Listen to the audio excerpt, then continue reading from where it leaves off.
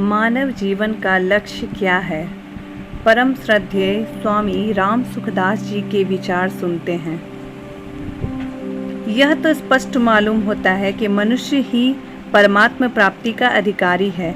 जैसे चारों आश्रमों में ब्रह्मचर्य केवल पढ़ाई के लिए है, इसी तरह 84 लाख योनियों में मनुष्य शरीर ब्रह्म विद्या के लिए है। ब्रह्म विद्या की प्राप्ति के लिए ही मनुष्य शरीर है। और जगह ऐसा मौका नहीं है, न योग्यता है, न कोई अवसर है, क्योंकि अन्य योनियों में ऐसा विवेक नहीं होता। देवताओं में समझने की ताकत है, पर वहाँ भोग बहुत है। भोगी आदमी परमात्मा में नहीं लग सकता। यहाँ भी देखो, ज़्यादा धनी आदमी सत्संग में नहीं लगते, और जो बहुत गरीब हैं उनके पास खाने पीने को भी नहीं है, वे भी सत्संग में नहीं लगते। उन्हें रोटी कपड़े की चिंता रहती है। इसी तरह नरकों के जीव बहुत दुखी हैं, बेचारे, उनको तो अवसर ही नहीं मिलता। देवता लोग भी भोगी हैं, उनके पास बहुत संपत्ति है, वैभव है, पर वे परमात्मा में नहीं लगते, क्योंकि सुख भोग में लगे हुए हैं, वहीं उलझे हुए हैं। अतः एक मनुष्य ही ऐसा है जो परमात्मा की प्राप्ति में लग सकता है, उसमें योग्यता है, भगवान ने अधिकार दिया है। इसीलिए मनुष्य की महिमा बहुत ज़्यादा है, देवताओं से भी अधिक है। शरीर तो देवताओं का हमारी अपेक्षा बहुत शुद्ध होता है। हम लोगों का शरीर बड़ा गंदा है। जैसे कोई सूअर मैल से भरा हुआ यदि हमारे पास आता है तो उसको छूने का मन नहीं करता, दुर्गंध आती है। ऐसे ही हम लोगों के शरीर से देवताओं को दुर्गंध आती है। ऐसा दिव्य शरीर है उनका। हमारे शरीर में पृथ्वी तत्व की प्रधानता है, देवताओं के शरीर में तेजस तत्व की प्रधानता है। परंतु परमात्मा की प्राप्ति का अधिकार जितना मनुष्य शरीर वालों को मिलता है, इतना उनको नहीं मिलता। इसलिए मनुष्य शरीर की बहुत महिमा है। उत्तरकांड में भी श्री काकभुसुंडी जी से गरुड़ जी प्रश्न करते हैं, सबसे उत्तम देह कौन सी है? तो कहते हैं मनुष्य शरीर सबसे उत्तम है, क्योंकि नर तन सम नाहि कवनेउ देहि, जीव चराचर जाचच देहि। चर अचर सब जीव इस मनुष्य शरीर की याचना करते हैं, मांग रखते हैं। ऐसा कहकर आगे कहा है, नरक स्वर्ग अपवर्ग निसेनी, ज्ञान विराग भगति शुभ देनी। मनुष्य देह, नरक, स्वर्ग, मोक्ष, ये 3 देने वाली है। इसके सिवाय परमात्मा का ज्ञान इस शरीर में हो सकता है, संसार से वैराग्य हो सकता है, और भगवान की श्रेष्ठ भक्ति इसमें हो सकती है। इस शरीर में 6 बातें बताई।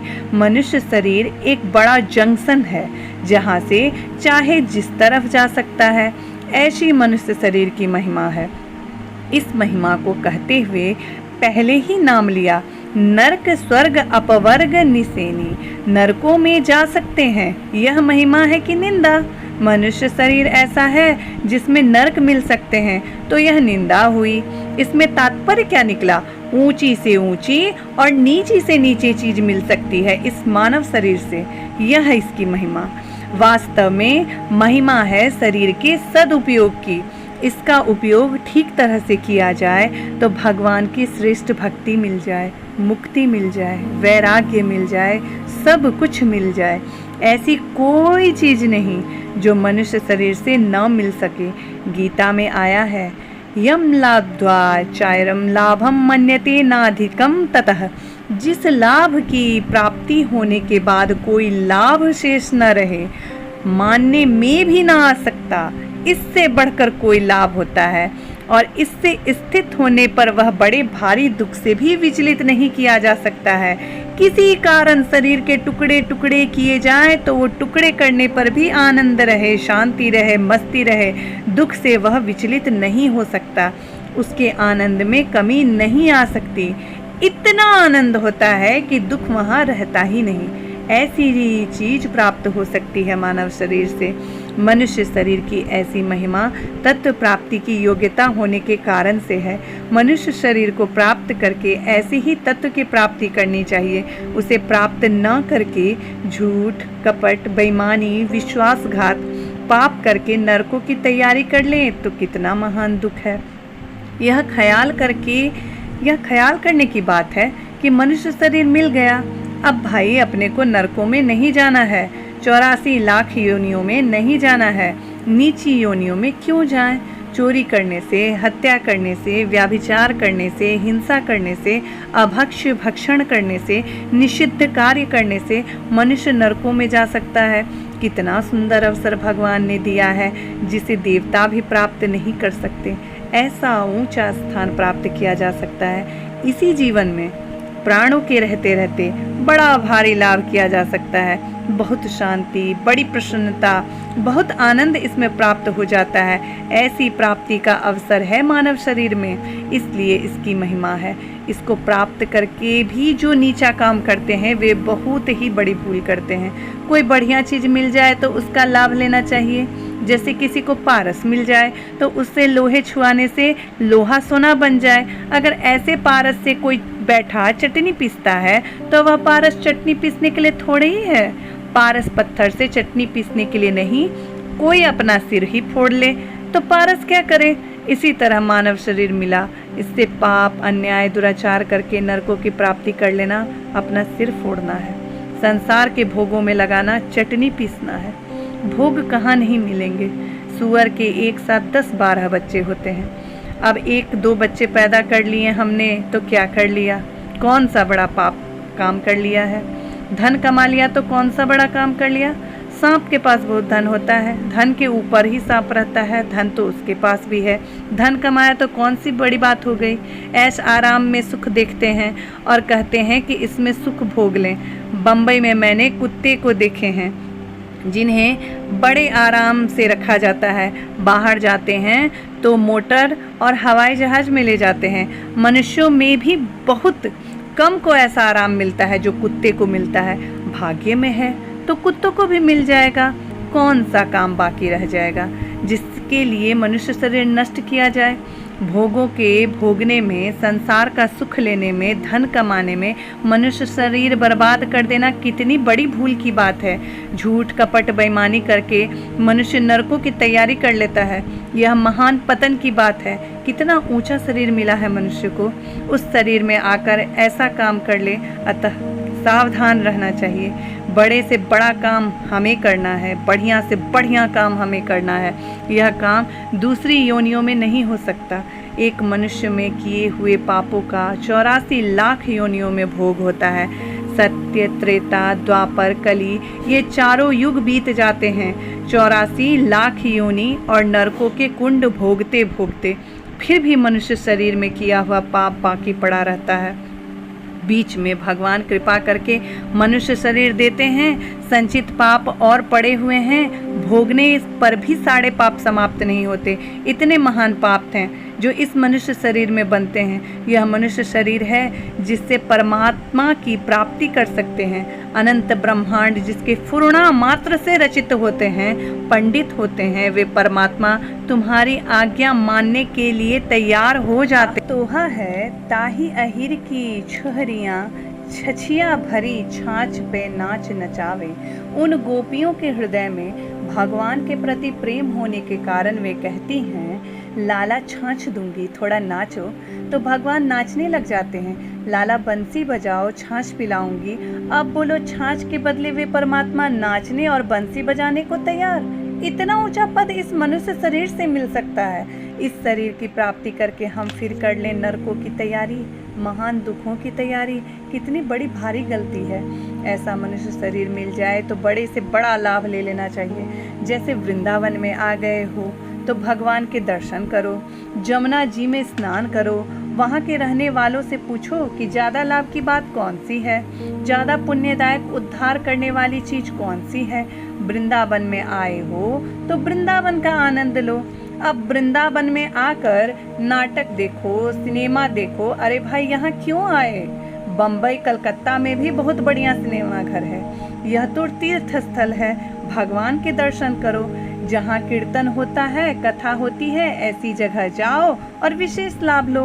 वृंदावन में आए हो ना, इसी तरह मानव शरीर में आए हो तो इसका विशेष लाभ ले लो। यहाँ पर भी वही काम करते हो जो पशु पक्षी करते हैं। वही खाना पीना, बाल बच्चे पैदा करना, यह तो भैया कुत्ते बन जाओ तो तैयार, सुअर बन जाओ, गधे बन जाओ तो तैयार, कौवा बन जाओ तो तैयार। ये चीज़ें कौन सी बाकी रहेगी? इन चीज़ों के लिए आए हो क्या मनुष्य शरीर में? मनुष्य शरीर क्यों खराब करते हो? यह शरीर क्यों प्राप्त किया? भगवान ने कृपा कर शरीर दिया है, तो इस शरीर से होने वाले वे लाभ जो दूसरे शरीर में नहीं हो सकते।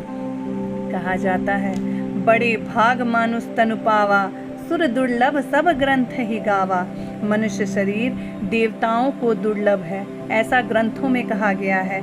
ऐसा दुर्लभ शरीर जिसको प्राप्त करके परमात्म तत्व की प्राप्ति करनी चाहिए, केवल परमात्म तत्व में ही सच्चे हृदय से एकदम लग जाना चाहिए। मौका है भाई। जैसे मनुष्य शरीर दुर्लभ है, वैसे कलयुग भी दुर्लभ है। जैसा मौका कलयुग में मिला है, वैसा अन्य युग में नहीं मिलता।